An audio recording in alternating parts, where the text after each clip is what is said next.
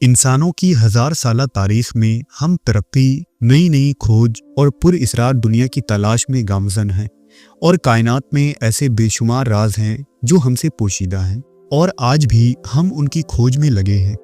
उन्हीं दिलचस्प तलाश में एक राज कीमती पत्थर का है जिसे हम जेम स्टोन्स या क्रिस्टल कहते हैं और जिसने कुदरत की तरफ से ऐसी हैरत अंगेज खूबी रखी गई है जो हमारे लिए काफ़ी फ़ायदा मंद साबित हो सकती है और जिनका फ़ायदा लोग कदीम ज़माने से ही उठाते आ रहे हैं। इन चमकते दमकते पत्थरों, जवाहिरात और नगीनों में आखिर ऐसी क्या बात है जो सदियों से बादशाहों, जादूगरों, माहिर रूहानियात और आम इंसानों को अपनी तरफ खींचती है। कदीम जादूगर और नजूमियों का मानना था कि ये पत्थर आसमान से गिरे हुए सितारों के टुकड़े हैं जिन्हें देवताओं या फरिश्तों ने जमीन पर बतौर अमानत लेकर आए थे। कुछ लोग समझते हैं कि ये पत्थर इंसान की जिंदगी पर असर अंदाज हो सकती हैं, मसलन जहनी सुकून, मुनफी एनर्जी से बचना या किस्मत बेहतर करने के लिए, जबकि कुछ लोग इसे सिर्फ कुदरत की खूबसूरत शय समझते हैं जो ज़मीन के अंदर लाखों साल में तैयार होती है। दरअसल हमारी ज़मीन के अंदर बहुत ज़्यादा गर्मी और प्रेशर है जिसकी वजह से मिनरल्स आपस में मिलकर मखसूस हालत में जमना शुरू हो जाती हैं जिससे क्रिस्टल बनते हैं।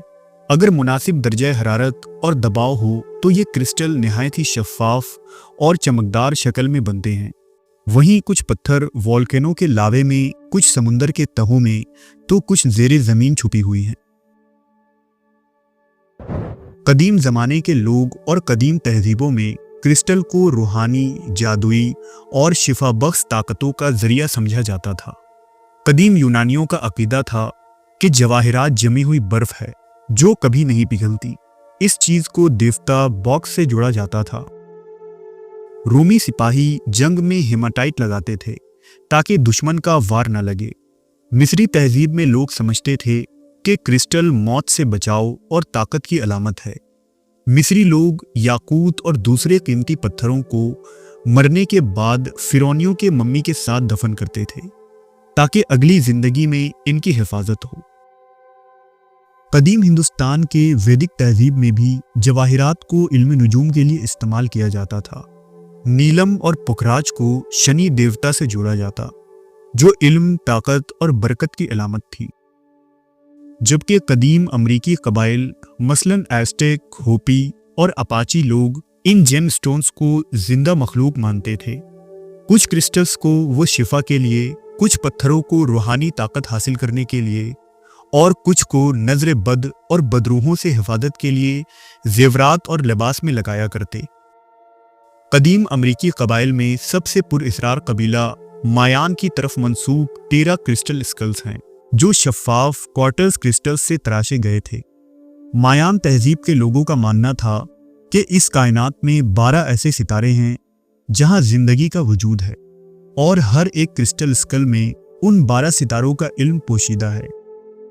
मायान लोग हजारों सालों से उन क्रिस्टल स्कल्स की पूजा करते आए हैं और उनका मानना था कि ये क्रिस्टल स्कल्स उन्हें दूसरी दुनिया से आए लोगों से मिली हैं। सबसे पहले इन क्रिस्टल खोपड़ियों की दरियाफ्त साल 1920 में माहिर महमजू एना मेचल ने की थी और उनका दावा था कि ये स्कल्स उनसे बातें करता था और उन्हें आने वाले खतरात से भी आगाह करता था। इस रोए ज़मीन पर बेशुमार कीमती जवाहिरात के खजाने मौजूद हैं जिनमें कुछ बेशकीमत क्रिस्टल्स एमरल्ड, ओपल, कोरल, पेरल, टोपाज और डायमंड वगैरह है। लेकिन उन क्रिस्टल्स में कुछ ऐसे नगीने हैं जिनका जिक्र कुरान मजीद के अंदर भी मौजूद है। सूरह अर-रहमान में इरशाद बारी ताला है, तुम अपने रब की कौन कौन सी निमतों को झुठलाओगे जो उन 2 दरियाओं से लोलो और मरजान निकालता है। दूसरी जगह इरशाद फरमाया, जन्नत में नीची निगाह वाली औरतें हैं जिनको अहले जन्नत से पहले न किसी इंसान ने हाथ लगाया और न किसी जिन ने, गोया वो याकूत और मरजान है। लोलो, मरजान और याकूत को पेरल, कोरल्स और रूबी कहते हैं जो दरअसल जन्नत के नगीने हैं। जन्नत में कीमती पत्थरों और क्रिस्टल्स का जिक्र अहादीस और रिवायतों में जगह ब जगह मिलता है। مثلاً مشہور حدیث ہے کہ جنت کے متعلق بیان کرتے ہوئے رسول اللہ صلی اللہ علیہ وسلم نے ارشاد فرمایا، جنت کی ایک اینٹ سونے کی اور دوسری اینٹ چاندی کی ہے۔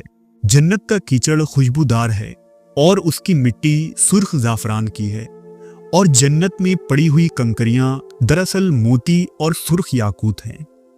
ایک اور روایت کے مطابق حضور پاک نے فرمایا، مومن کے لیے جنت میں ایک موتی کا کھوکھلا خیمہ ہوگا جس کی لمبائی 60 میل ہوگی۔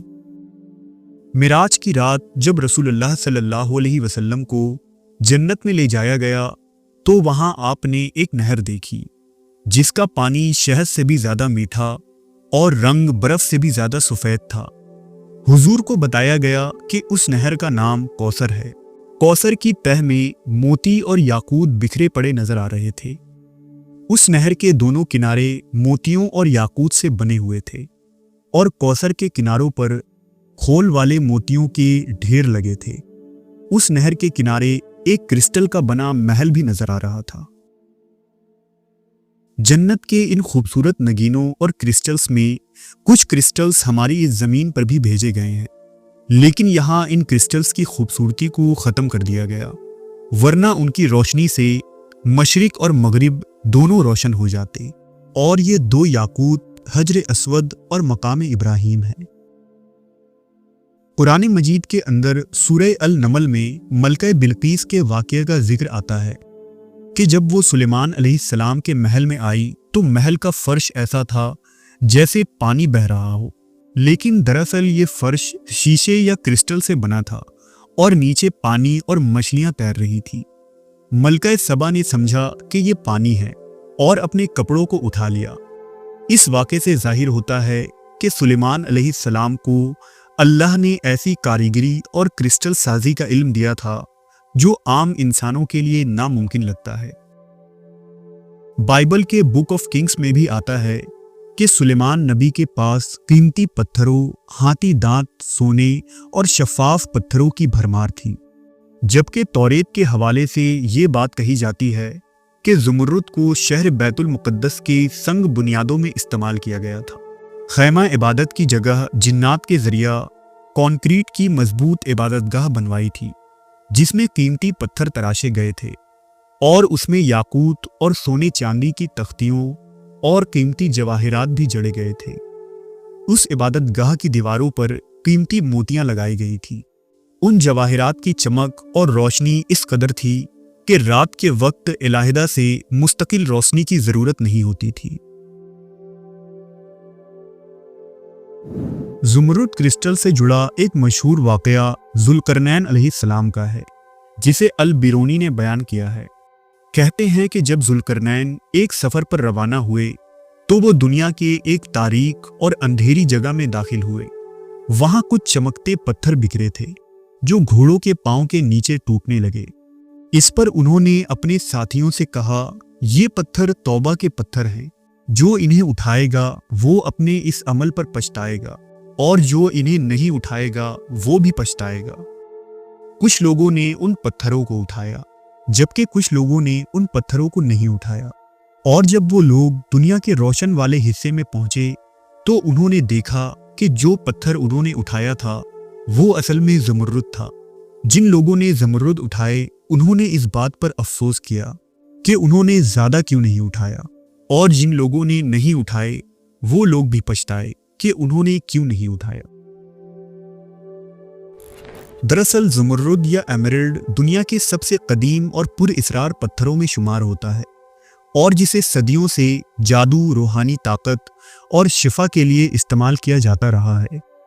زمرد کے متعلق عجیب تاریخی روایات اور دیو مالائی خیالات پائے جاتے ہیں۔ قدیم ایران میں ایسا مانا جاتا تھا کہ زمرد کو اگر سانپ کی آنکھ کے سامنے رکھا جائے تو اس کی روشنی سانپ کو اندھا کر دیتی ہے۔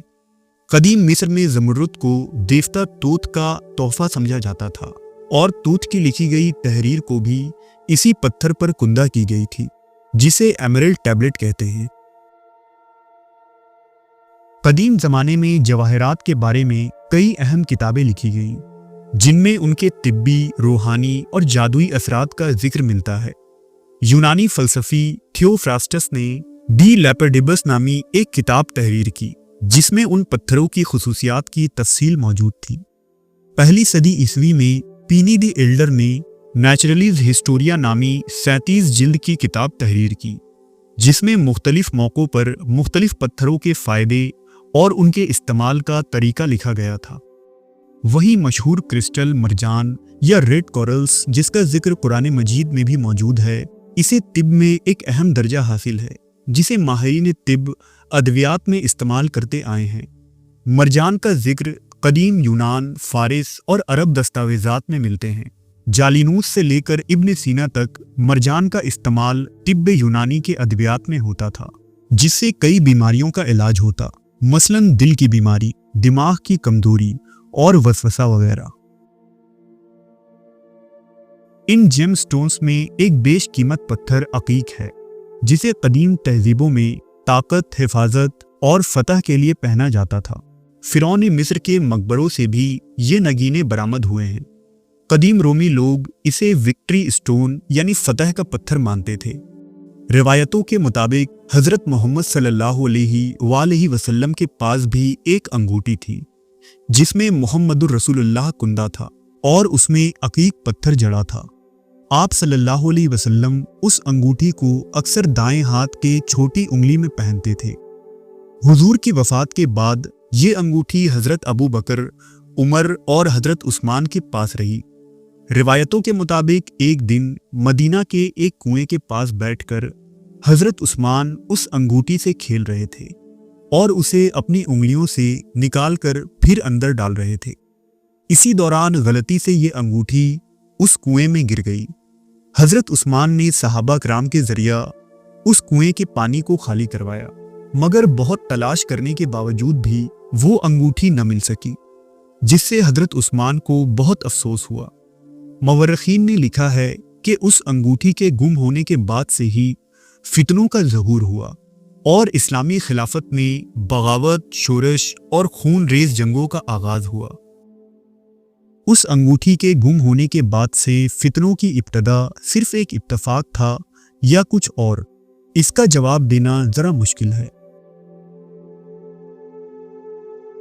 ये क्रिस्टल्स जैसे रोशनी को अपने अंदर कैद कर लेते हैं, वैसे ही अपने अंदर कहानियों, अकीदों और गुमशुदा उलूम को छुपाए हुए हैं। ऐसे उलूम जो शायद आज भी हमारे अकल से मावरा है। ये पत्थर आज भी अपनी खामोश चमक में उन तमाम कहानियों और तहजीबों की गूंज महफूज किए हुए हैं, जिनका दूसरा सिरा शायद हमेशा राज ही रहेगा।